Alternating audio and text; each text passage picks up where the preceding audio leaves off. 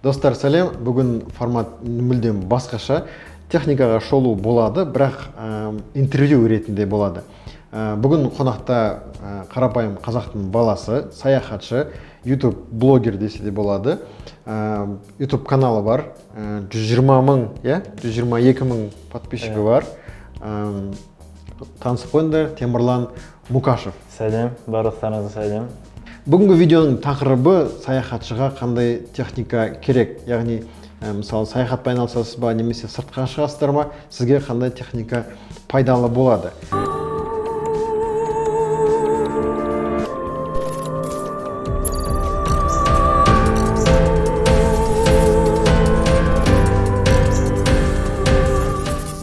Темірлан Қазтех шолу каналына қош келдіңіз. Интервью басталар алдында мақтайын деп едім. Бұл жігіттің каналы өте қызық. Өзім қарағаныма бір 6 жылдай болған шығар. Бармаған жерді көріп алдық, көрмеген жерге барымыз кетті.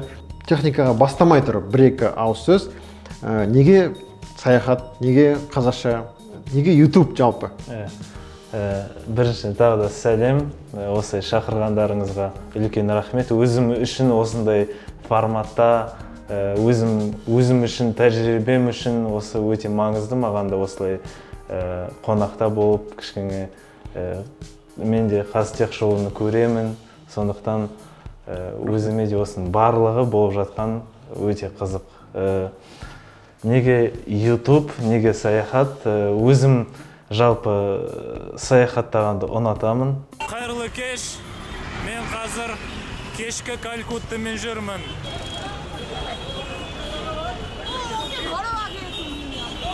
Басқа әлемді көріп, басқа адамдарды көріп, бізден өзгеше ұлтты, халықты, олардың дәстүрлерін көріп, сол маған қызық.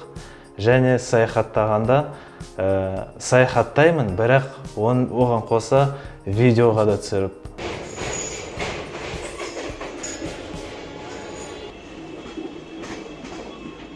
Бөлісіп. Параллельно сол видеоға түсіріп, өзіме де қызық қой, видео жазып жүріп, YouTubeға соны жүктеп, осын адамдар соны көреді, пікір жазады, соның барлығы өзіме қызық, және монтаждаған. Сондықтан YouTube'ты таңдадым, өзім өйткені YouTube'ты да қараймын, басқа блогерларды қараймын, басқа travel блогерларды қараймын. Сондықтан осының барлығы өзіме қызық болғандықтан YouTube'ты таңдадым. Оған қоса, егер YouTube кетпей жүрмей жатса, өзім үшін қалады сол. Альбом ретінде. YouTube арнамды ашар алдында әрине сұрақ болды, орысша ма, қазақша ма деп.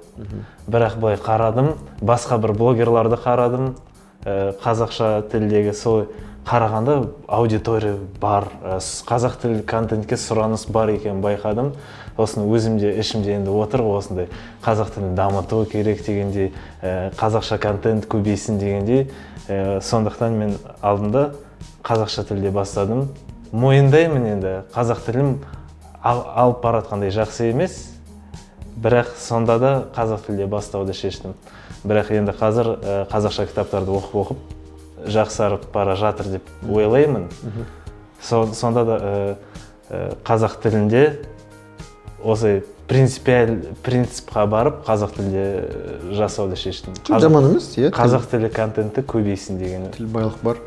Енді біраз подписчиктер бар шығар, что қай жақтікімін деген сияқты, мүмкін жерлестерің табылатын шығар.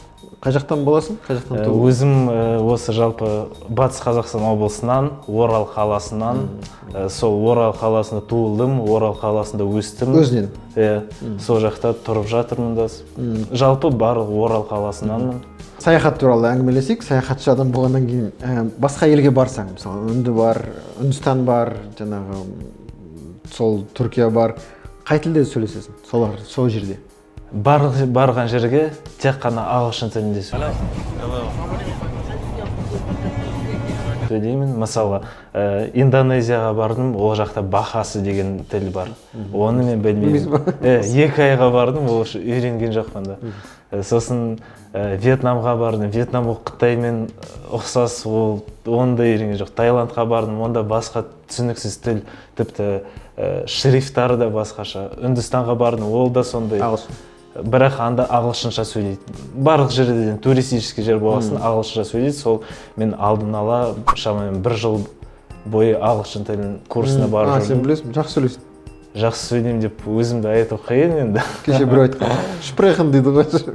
Бірақ жалпы енді қарапайым әңгімені сөйлесе аламын солай. Осылай енді барлық жерде ағылшынша сөйлеймін. Енді былай айтып жатады ғой, Түркияға бардым, айтып жатады, Түркия мен қазақ тілі ұқсас деп. Негізі ұқсас емес. Мен айта алмаймын ұқсас. Бар осындай кейбір сөздер, қош келдіңіз дегендей, сондай бір сөздер ұқсас, бірақ жалпы мен оларға қазақша сөйлеймін, олар мені түсінбейді, олар маған түрікше сөйлейді, мен оларды түсінбеймін. Келсем. Сондықтан білмеймін қалай басқалар, бірақ мен айта алмаймын қазақ пен түрік тілі ұқсас деп. Бірақ ағылшынша да сөйлейді ол жақта. Және кейбір туристік жерлерде орысша да сөйлеп жатады.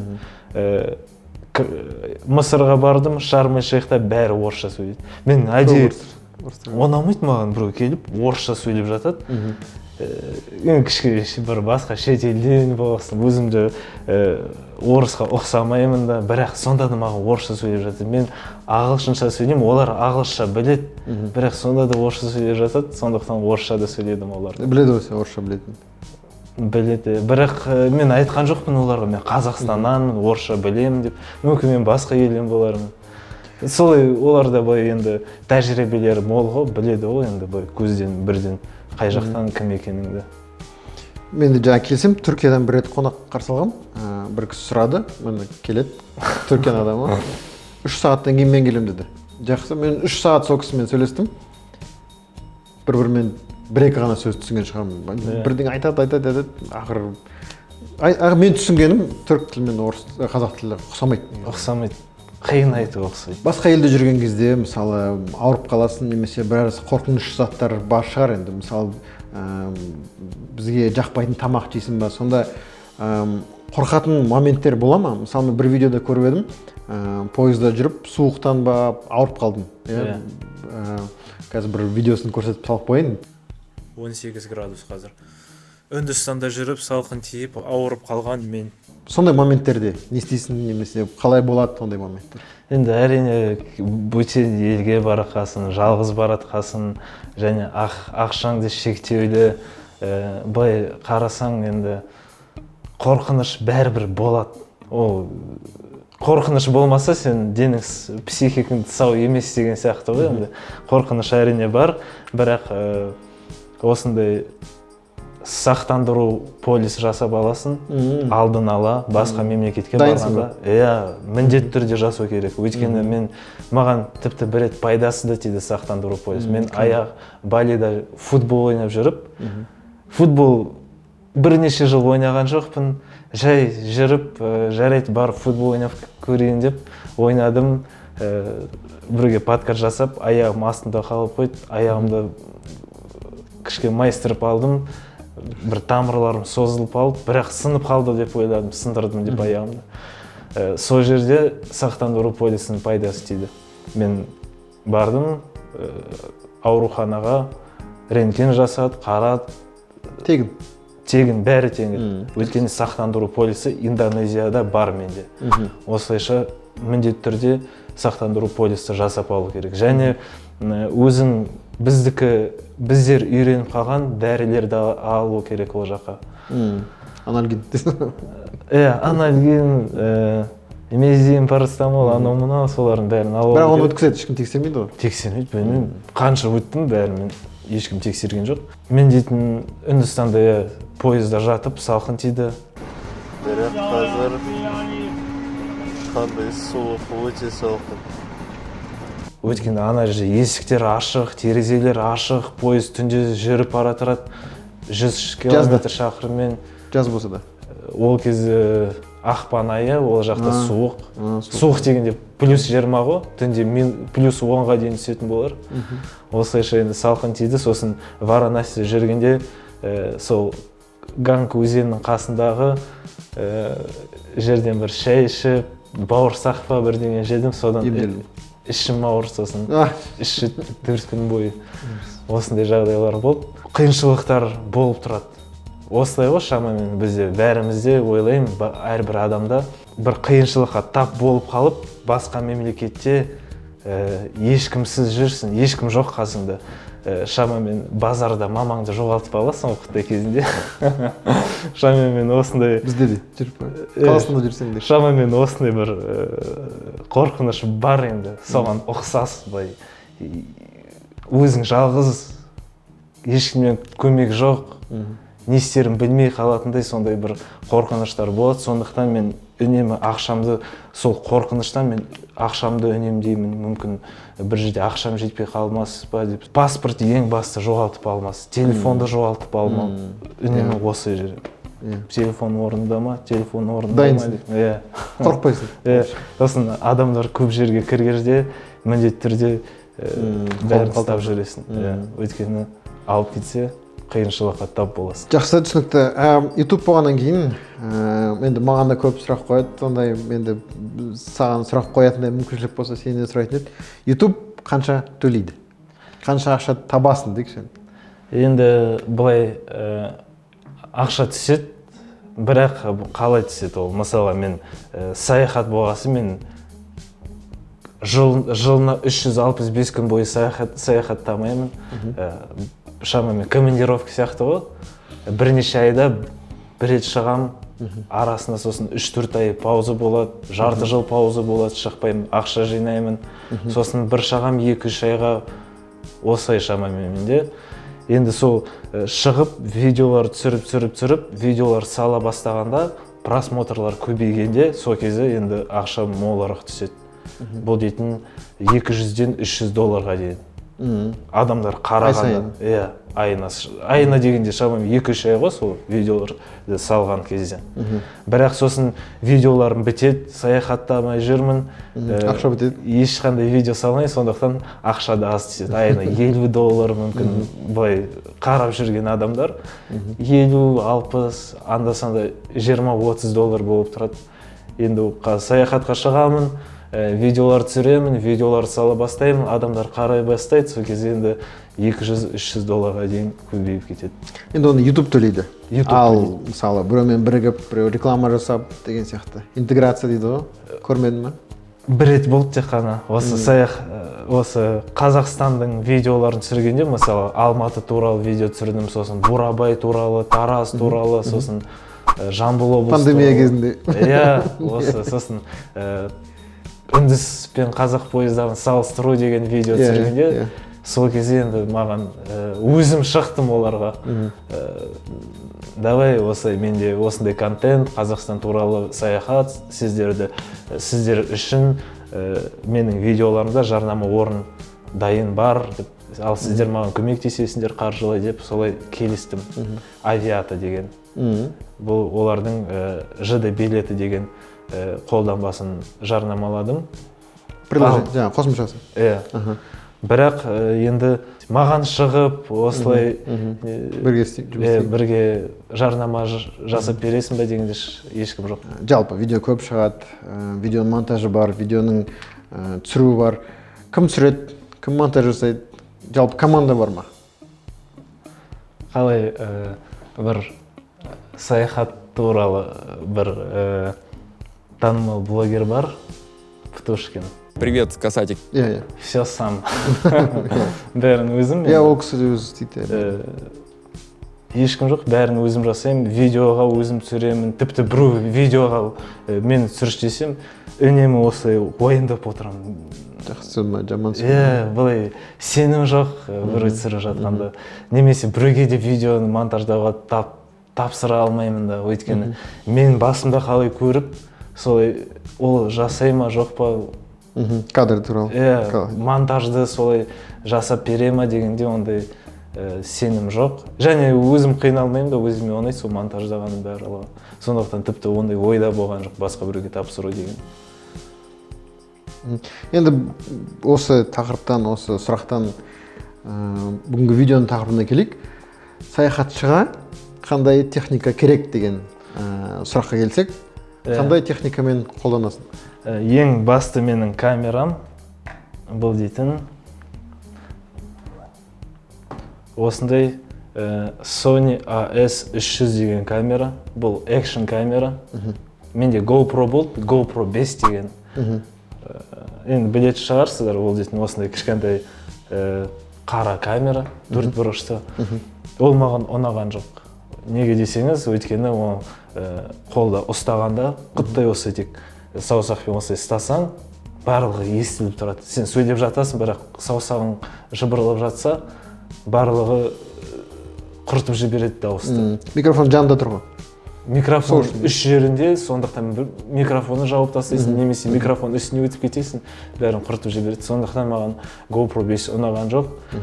Менің сәтім болды, сол Индонезияда Балида жүргенде бір татар бала жігіт бар, соған сатып тастадым. Сосын сол татар жігіт Индонезиядағы визасы бітті, енді оған барып бір мемлекетке кіру керек, ол Малайзияға ұшып кетті бір күнге ма. Сол кезде мен оған осындай камера сатып алып берші дедім, ол сатып алып кетті. Достасып ал. Сөйтіп достасып алдыңдар. Иә, сол. Осындай камераны алып кет енді. Енді осыған түсіріп жүрмін. Енді әрине алдын ала мен осы камераны ғаламтордан қарадым, обзорларын, анау-мынау. Және ұнат ең басты микрофонның алдында. Оған ешқашан қолы тимейді. Суға шыдай ма? Суға шыдамсыз. Оның арнайы боксы бар. Сол боксқа кигізесің де, суға сүңгіп түсіресің. Былай өте жақсы, сапасы кәдімгі. Керемет. 4К түсірмейді. 4К түсірмейді. Ол Sony X3000 деген 4К түсіреді. Тап осындай камера тек қана 4К түсіреді. Ал менде 4К түсірмейді, AS300 деген. Сол бір айырмашылығы болды. Енді мен тағы да қосатын болсам, көп блогерлар, мысалы Ресейдің блогері, шетелдің блогерлары көп қолданатын осындай камера. Тағы да AS300, бұның кейінгісі X3000, жаңа айтып отыр ғой, айырмашылығы бұл 4К түсірмейді, анау түсіреді. Бұған тағы да қосымша сағаты болады. Өйткені мынаның жаманы, мысалы GoPro-мен айырмашылығы. GoPro-да, мысалы түсірсең, артында не болатқанын білесің. Ал мынада не түсіріп жатқанын өзің білмейсің. Дисплей жоқ. Әйтеуір түсіре бересің. Бұған қосымша сағаты бар. Мысалы сағатқа қарап, экран сияқты ғой дисплей, сағатқа қарап не түсіріп жатқанын білесің. Бірақ қатты енді сөйлескеннің арқасында біліп отырмын, ол қатты керек емес. Өйткені мынаның өзі енді кең бұрышты камерасы, бұл да көп сияды, көп видео сияды. Сапасы жақсы. Бұған тағы да қоса енді білетін болсаңыздар, бояса, бұл әдем бояйды. Цветокоррекция жасайтын болсаңыздар.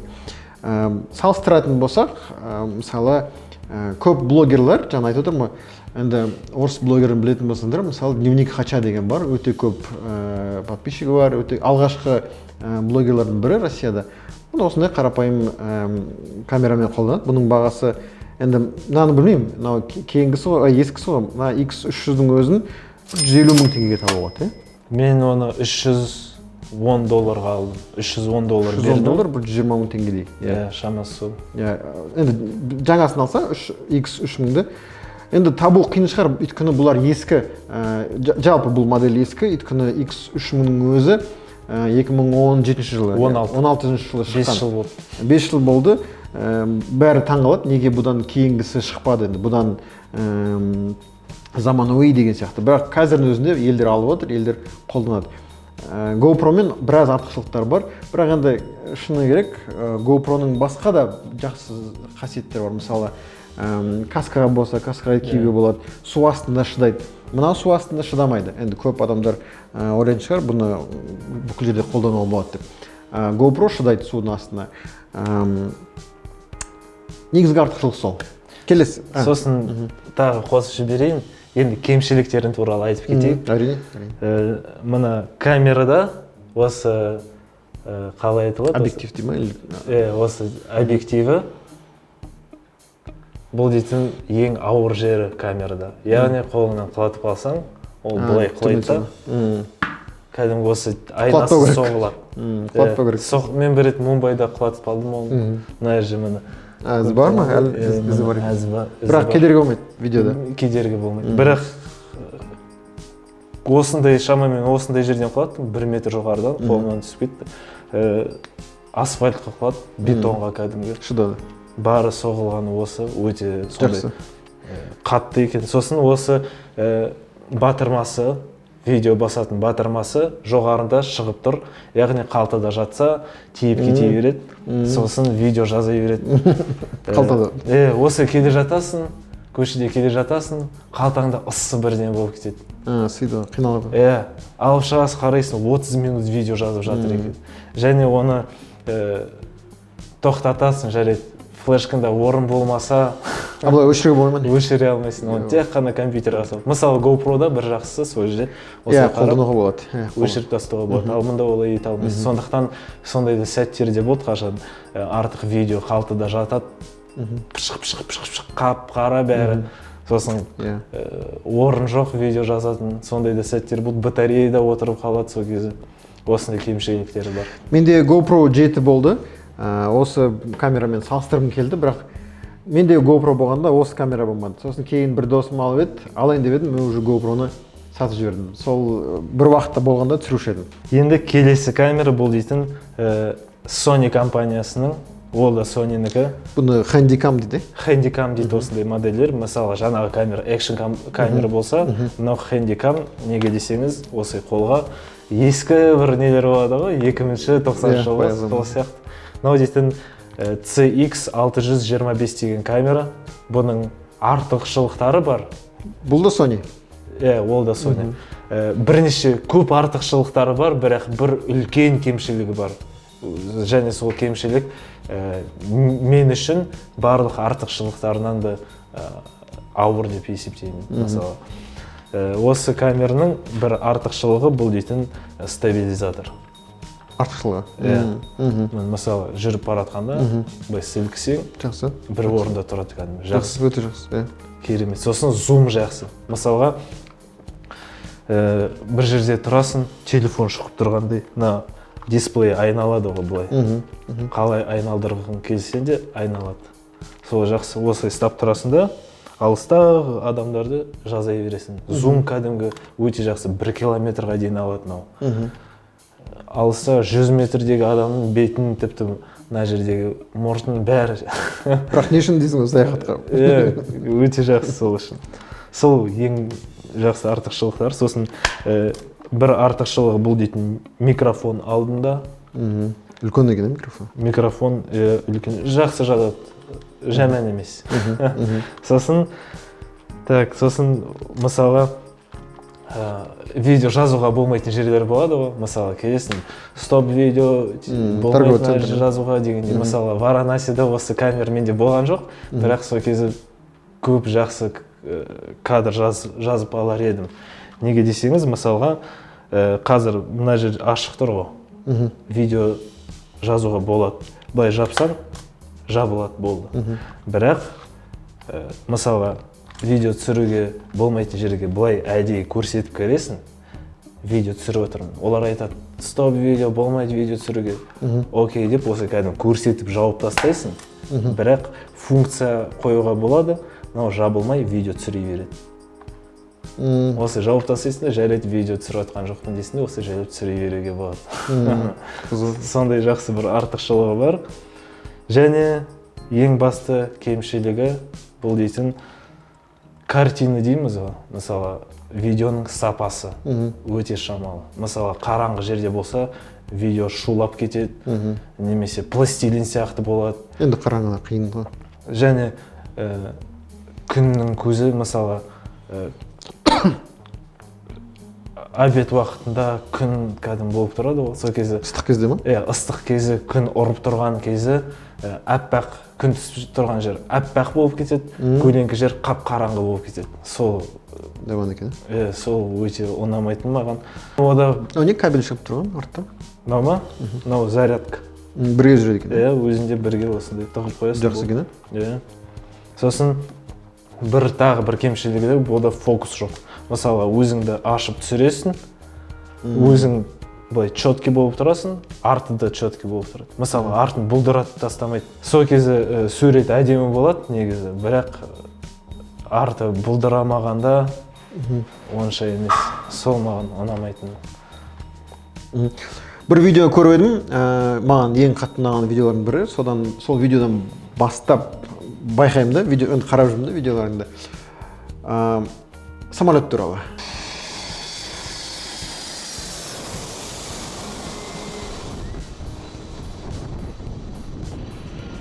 Ана бір аэропорттың жанында бәрі су бар екен, енді берек дей ма, аэропорттың жанында. Ұшақ өте бәрі, ұшақ өте төмен түсіреді екен, ұшады екен, бәрі сол жерге барып фотоға түседі екен, видеоға түседі, суға түспейді, соны да көрдім. Қай камераға түскен? Осы камераға түсірді. Осы камераға түсті.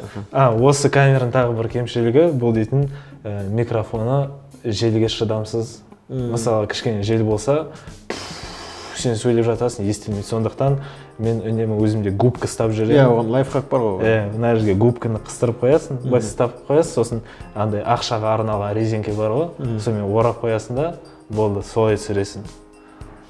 Немесе ана бар ғой, микрофонның басына киетін губка бар ғой. Соны кигізеді, жерін ашып қояды да. Олай да болады. Соны сөйтіп көргенмін мен. Бірнеше тәсілдері бар. Бар болса болды. Так, камера туралы. Енді осындай камералар көп. Аты хендикам деп әдейі айттым. Өйткені камера іздесеңіздер, камераның аты да әртүрлі. Мысалы, мынау экшн камера. Экшн камераға GoPro кіреді, мынау кіреді. Тағы да қандай камера? Хендикам деген қолға киеді деген сөзді. Бұлардың түрлері көп. Енді Sony деп түсінген шығарсыздар, Sony'ның сапалы техника жасайды. Енді мына камераның зумы деген, енді оқып отырасыздар ғой, іздеген кезде. Мысалы, жерде 30x оптикал дейді, яғни оптический зум, бұл да оптикалық зум. Енді өзінікі, енді бұның ішінде шыналар тұрады, 30 есе жақындатып сізге көрсетіп береді. Жоғар жағында 60x деп тұр, ол бағдарламалық, яғни программа ретінде ол жақындатқан сияқты. Мысалы, сіз фотоға түсіріп жақындатасыз ғой, соған ұқсас. Яғни бұда 30 есе жақын жақсы түсіреді, өзінің сапасын бүлдірмейді. Ал 60 ол сапасын бүлдіре бастайды. Сапасын жоғалтады, бірақ үлкейтеді. Үлкейтеді, ол да, мысалы, Samsung S21, мысалы, оныкі 100 есе жақындатады. Бірақ оның негізгісі 50x жақындатуы. Қалған уже бағдарламалық. Ол туралы бөлек түсірейін десем, бұл енді аз қолданатын камералар ғой, негізі хендикам деген. Көбісі телефон аласылады, көбісі мысалы экшн камера алады, егер керек болып жатса. Бұндайлар аз болғандықтан түсіргім келмейді. Бірақ оған да түсіруге болады, мысалы қандай камералар жақсы деген сияқты. Жақсы. Тағы сосын қосып кетейін. Экшн камераның бір артықшылығы осы камераға қарағанда бұл оның кішкентай болғаны. Жеңіл. Жеңіл, кішкентай, қалтаға саласың, керек кезде шығарасың да, осы бір батырманы басасың, жазасың, тағы басасың, салып қоясың, саяхатшы үшін нағыз керегі. Көп адамдар камераны жақсы көрмейді. Камераға, мысалы, камераны көрсе, сен оны түсіріп жатсаң, бірден қашады, немесе түсірмей деп, солай, немесе бір түрлі қарап тұрады. Бірақ осы камера былай қолда осы жүресің, қолда ұстап, қолда бір бір деген ұстап тұрған сияқты болып жүресің, сол жағынан жақсы. Сауда үйлерде, мысалы, видеоға түсіретін болсаңыздар, бір камераның сапасы жақсы, бір камераның сапасы жаман деп ойлап түсіретін болсаңыздар, сіздер өкінесіздер, өйткені сауда үйлерге кіргізбейді. Камерамен түсіруге болмайды. Мысалы, осындай камераны алып, бұның сапасы күшті деп ойын-сауық центрлерге барсаңыздар, сіздерде видеоға түсірткізбейді. Видео болсын, фото болсын түсірткізбейді. Даже подвалдың өзінде түсірткізбейді. Біз бір рет самокат алдық, самокатпен скейтбордтың обзорды түсірейін деп едім. Соның өзінде охрана келіп түсірткізбейді. Ол үшін телефон құтқарады. Телефонмен түсіруге болады, бірақ мынандай серьезный камера дейін ба, түсіруге болмайды. Сол үшін көп блогерлер осыны мен қолданады деп отырмын. Өйткені білесіздер ғой, блогерлер көрінген жерде жүреді. Қолында камера болу керек. Сол үшін мынау ыңғайлы. Мысалы, андай камера мойнына ілесің, мынандай камераны қолға ұстап жүру ыңғайлы. Жақсы, камера туралы айттық, блогерға арналған камера туралы айттық, зум туралы айттық. Тағы не бар? Тағы саяхатшы немен қолданады екен? Мен және видеоларымды осы камералардан басқа телефонға да түсіремін. Мысалға, қандай сәттерде мен телефонымды қолданамын. Мысалға, осылай телефоным қолымда жатқанда бірдеңені көріп қалып жылдам түсіріп алу керек. сол кезде бірден камераны ашамын да түсіре беремін. Және осы телефон сразу айтпақшы айтып кетейін, қандай модель бұл дейтін Xiaomi Mi 9T. Осындай телефон әдемі былай дизайны. Сосын бұл телефонның бір жақсы, мысалы стабилизаторы жақсы істейді. Былай сілкігенде бір орында тұрады. Және оның түстері жақсы. Мысалы осы камералардан қарағанда түстерін сочный етіп береді, красочный етіп. Сол жағынан өте жақсы. Бояп береді ғой өзі. Бояп береді, жақсы бояйды кәдімгі. Және мына телефонда басты камерасын осы өзіңді видеоға түсіргенде маған ең басты керегі, маған жетпей тұрған бір функциясы бар, фокус деген. Яғни мен фокуста болғанда артым бұлдырап кетеді. Сонан видеоның былай суреті өте әдемі болып шығады. Мысалы, осы камералармен өзімді түсіргенде арты бұлдырамайды, өзімді бұлдырамаймын, барлығы фокуста болып тұрады. Олай. Мысалы, портрет режим ғой. Жоқ, портрет режим емес, жай видеода. Мысалы, тіпті біздің көздерімізді солай жұмыс етеді. Мысалы, қазір алақанға қарап тұрып, саусаққа қарап тұрғанда арты бұлдырап кетеді. Алғанда, мысалы, автофокус істеп кетеді. Осы өздеріміз фокуста жасай аламыз. Мысалы, ар жақта мен жарға қарап тұрмын, қолым бұлдырап тұр. Енді өзім саусаққа қараймын, арты бұлдырап кетеді. Бұл яғни табиғи құбылыс. Табиғи зат. Мысалы, солай болған дұрыс керісінше. Мысалы, осы камераларда ондай жоқ. Мен мысалы осы камерамен өзімді хэндикаммен түсірсем де, осы экшн камерамен түсірсем де, мен өзім четкий болып тұрам. Сосын арты да сондай болып тұр. Бұл дұрыс емес негізі. Табиғи зат емес. Және арты бұлдырағанда өте әдемі болып тұрады. Сондықтан осы керек кездері анда-санда мен осы телефонға да түсіріп жүремін өзімді. Еще бұмен сөйлесуге болады. Сөйлесуге болады. Камерамен сөйлесе алмайсың. Мысалы, телефон, мысалы, камераларында батарея отырып қалады, немесе флешкада орын аз бітіп қалады, сол кезде телефонға да түсіруге тура келеді. Және бұлай телефонды өте ұзақ уақыт бойы таңдадым. Көптеген телефондарды ақтарып шықтым, обзорлардың барлығын қарап шықтым да, ақырында осы телефонға тоқтадым. Тіпті ютубтан обзорларды қарап, жақын маңдағы дүкенге барып, техника дүкендеріне телефондарды қарап салыстырып, камераларын қасымда консультанттар келіп сұрайды.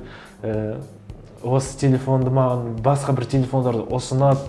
Мен айтамын, мысалы, маған камера жақсы болады, маған іздеп, ой, саған камера не керек, ойын жақсы ғой, тартады, телефонды тартпайды ойын, бірақ олар қайдан білсін, мен саяхатқа кетіп, видео түсірейін деп жатқан адам екенімді. Және бір жағынан зум жаман емес, жақсы. Енді камера сияқты, осы хэндикам сияқты 1 километр алмайды енді, мына жердегі жақын маңдағы затты алуға болады. Видео түсіретін болсаң, неге iPhone емес мысалы? Неге? iPhone-ның видеосы жақсы дейді ғой бәрі. Мысалы, iPhone мен видео түсіріп жүріп, компьютерменде Acer мысалы Mac емес, өзге Mac қымбат, Windows. Ал iPhone Windows-тармен дос болғысы келмейді мысалы. Ол да бар, видеоны компьютерға жүктен десең, қиын. Ана бардак болып жатады, бәрі бір папкада, фотода, видеода. Сондықтан оны іздеп отыру керек, немесе iTunes бірдеңе деп солай.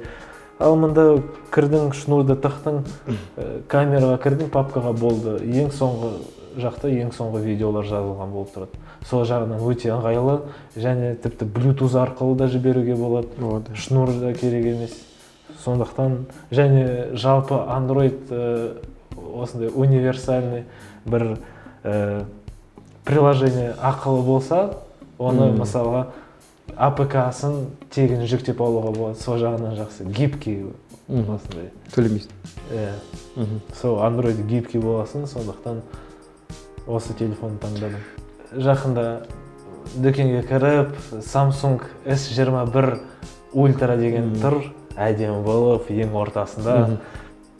X100 деген зумы бар, сол ашып, жақындатсам оны жақсы зум екен. жақсы. Зум дейтін ойладым, былай реклама ғой, өтірік болар ма деп, былай енді жақындатып қарасам кәдімгі жақсы. Сосын өзімдікі қарасам менде пластилин каша болады екен. Сосын қасында S20 Ultra бар.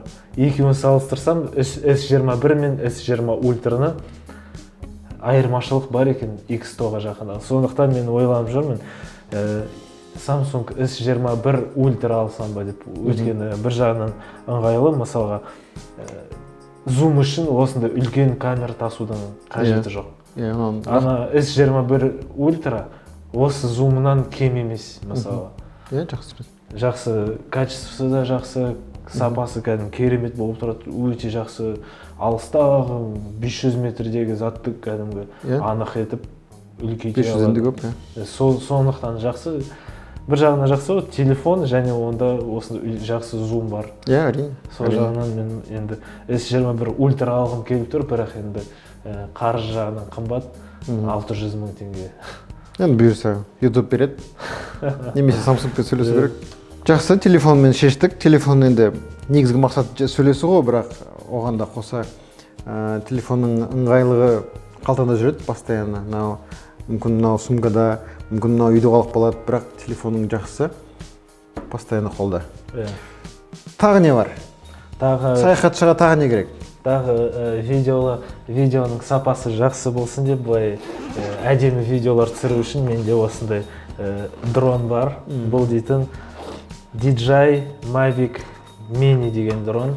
Осылай ашылады, 4 қанаттары бар.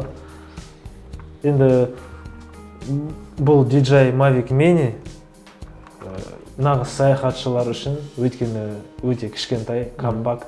Мысалы, ауыр да емес, оның салмағы 249 грамм.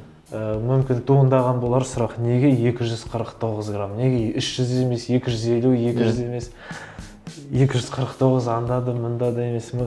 Өйткені көптеген мемлекеттерде мысалға 250 граммнан, дронның салмағы 250 граммнан жоғары болса, оны жергілікті полиция учаскесіне барып тіркеу керек, арнайы лицензия алу керек. 250 граммнан асса. Соны көптеген мемлекеттерде сондай заң бар. Осы заңды айналып өту үшін DJI компаниясы арнайы осы заңға қарсы 249 грамм салмағы 249 грамм дрон шығарған. Осы DJI Mavic Mini. Қазір DJI Mavic Mini 2 деген шықты, бірақ менде осы ескі версиясы. Енді бұл дейтін қанша тұрады? 200 мың теңгеге сатып алдым. Мен бір онлайн дүкеннен сатып алдым. Оның осы телефонның көлемін қараңыздар. Мысалы, мені қазір менің телефоным жаңағы да. Мені қараңыздар. Бұлай қарасақ, тіпті телефоннан да кішкентай. Бұлай енді қалтаға сияды. Қалың ғой, қалтаға сияды әрине. Мені мысалы қалтама бұлай салдым, болды. Камера сияқты. Мына жерде пульті бар еще? Пульті бар. Оны екінші қалтаға салдым, болды. Көрінбейді. Сол жағынан өте ыңғайлы осы DJI Mavic Mini. Минимен көрейікші мен. Мені iPhone 12 mini бұлай қарап тұрсақ, бірдей. Көлемінен бірдей, енді бұлай әрине қалың, бірақ сонда да өте кішкентай, компакт. Бұлай мүмкін камерада ондай кішкентай болып көрінбес, бірақ бұлай өз көзіме қараса өте кішкентай. Менің қарапайым ересек адамның қолы да. Сонымен жақсы видео түсіреді.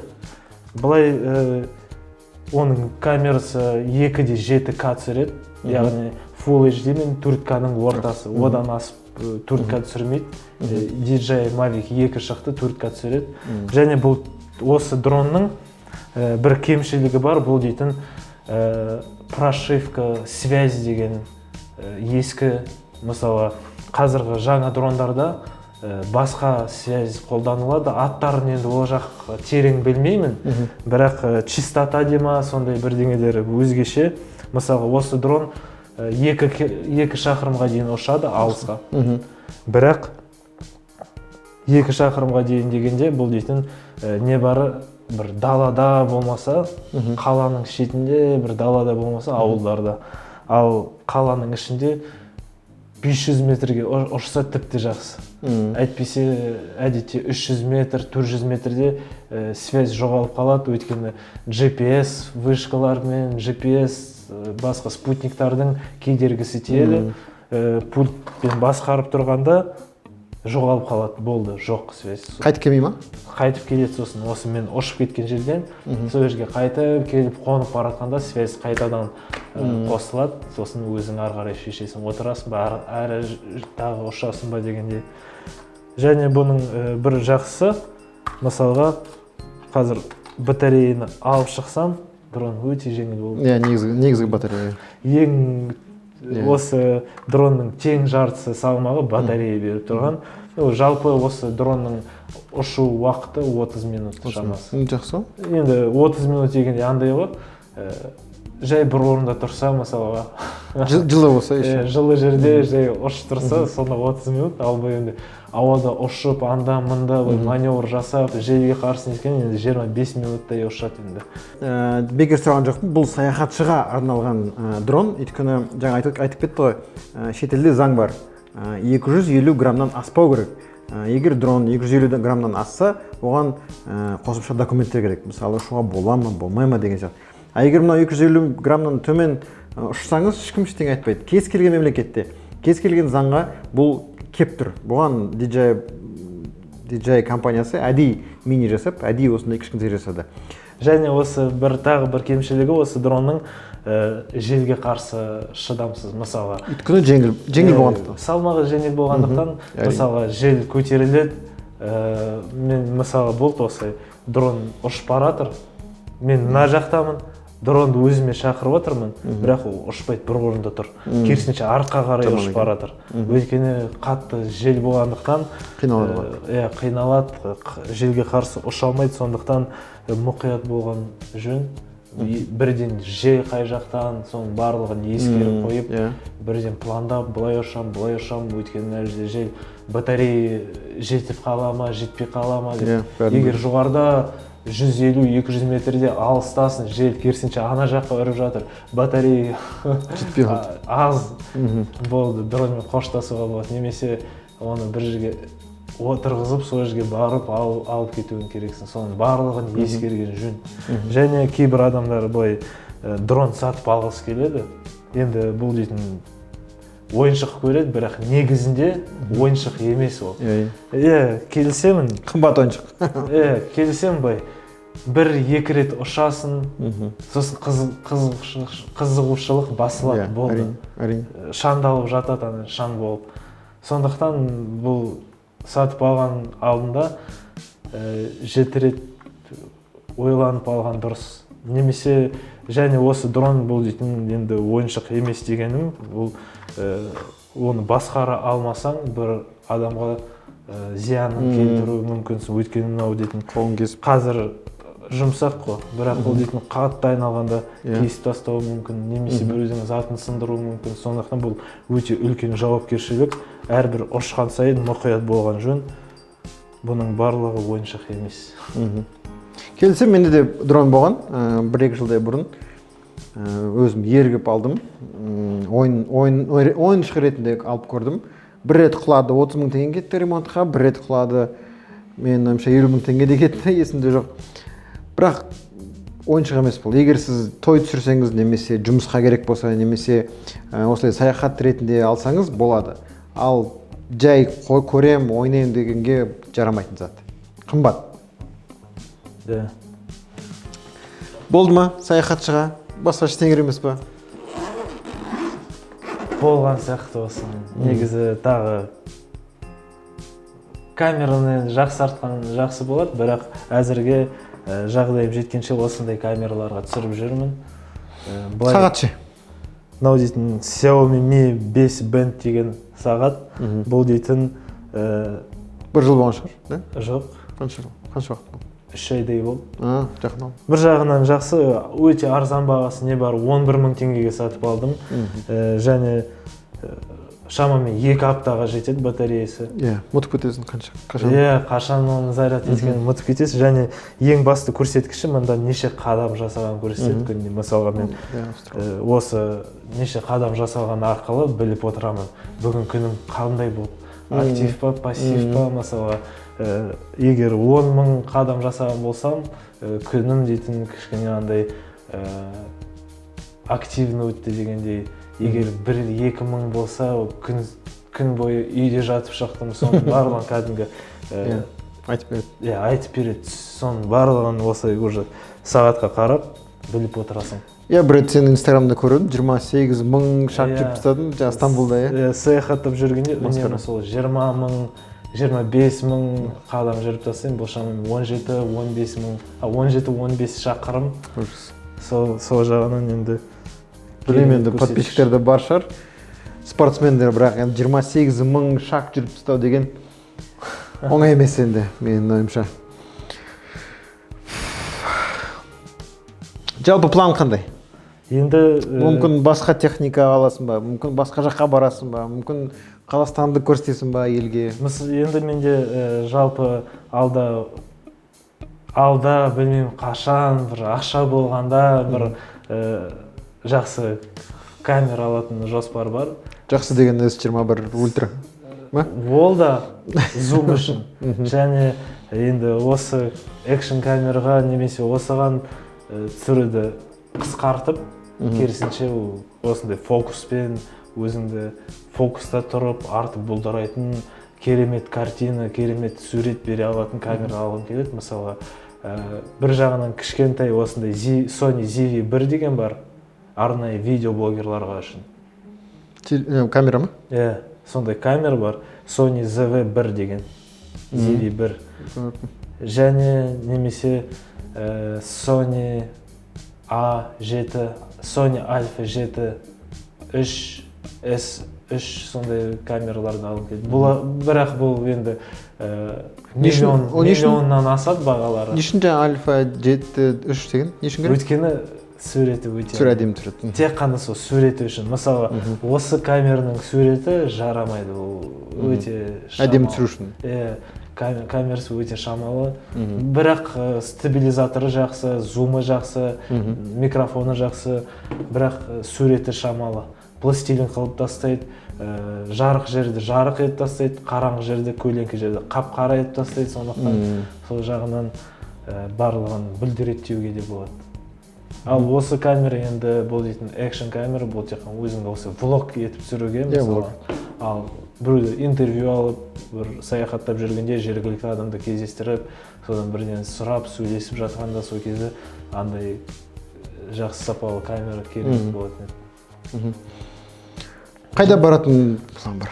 Менде енді жалпы былай қазір пандемия кезінде қиын жоспар ол, өте қиын жоспар ол. Қазір бір жаққа барам деп қоясың, ол жақ ертең жабылып қалады. Бір жақ басқа жақ ашылып қалады, басқа мемлекет, мысалға билеттер үнемі секіріп отырады бағалары. Және сол жағынан қиын. ПЦР тест дегенге ақша кетеді. Әр елде әртүрлі екен бағалар. Мысалы, Испанияда, Европада 1000 евро ма тұрады ПЦР тест. Өте қымбат.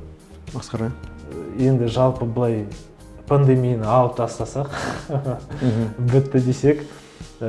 Бітсе, ертең? Ең басты, ең бірінші барғым келетін бұл дейтін Қытай және Бангладеш. Осы екі мемлекетке барғым келеді. Неге десеңіз, бұл дейтін Бангладеш бұл мұсылман мемлекет, және Үндістаннан 100 есе лас. Кедей мемлекет қой. Өте кедей мемлекет. Пойыздың үстінде адамдар тұрады. Бұл біздер ойладық қой, пойыздың үстінде адамдар бұл дейтін Үндістан деп. Үндістанда ондай мүлдем жоқ екен. Оның барлығы сол Бангладешта. Сондықтан Бангладеш мен үшін сол жағынан қызық. Және Қытай мемлекет дегенде Қытай адамдары, Қытай мәдениеті қызық, және ол жақта өте әдемі жерлер көп. Әлем ол туралы көп білмейді. Мысалға, Аватар түсірілген жер осындай өте жұқа таулар иә таулар, Аха. өте жұқа таулар толып тұрады сол ал қытайда түсті ма Қытайда сондай жерлер өте көп.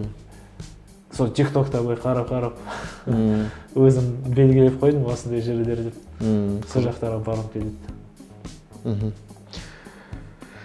Енді көрерменге көрсетейін дегеніміз сол, саяхатшыға қандай техника керек деген сұраққа жауап берген сияқтымыз. Жалпы тағы не айтасыз? Мүмкін Қазтех шоудың көрерменіне бірдеңе айтасыз ба? Мүмкін каналға бірдеңе айтасыз? Бірдеңе өзгерту керек шығар мүмкін. Былай жалпы Қазтех шоу деген біздің YouTube қазақ тіл ютубында бар болғаны өте керемет. Неге десеңіз, мысалға, мен қазір осы камералар туралы техника болғасын қазақша айту бұл дейтін өте қиын. Және қазақ тілі енді жалпы бай тіл, бірақ заманауи заттарға келетін болсақ, кішкене енді сөз қоры жетпей жатады. Сондықтан Бақтияр бауырымыз жасап жатқан еңбегін бағалаңыздар. Өте сондай қиын сферада, қиын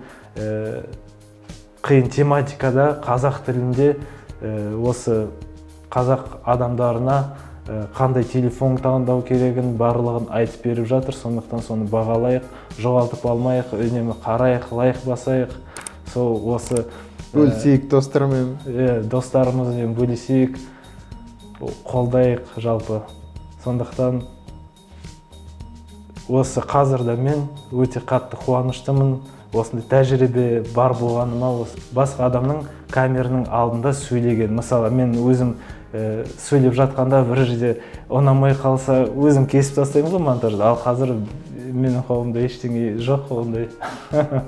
Сондықтан осы камераның алдында сөйлеген интервью сияқты бұл мен үшін өте үлкен тәжірибе. Сондай тәжірибе алуға мүмкіндік берген үшін рахмет. Рахмет. Сізге рахмет. Осылай бөліскеніңіз үшін менің ойымша пайдалы болған шығар. Пайдалы болса лайк басыңдар. Достарыңызды бөлісетін достарыңыз болса бөлісіңіздер. Келесі кездескенше сау болыңдар. Сау болыңыздар.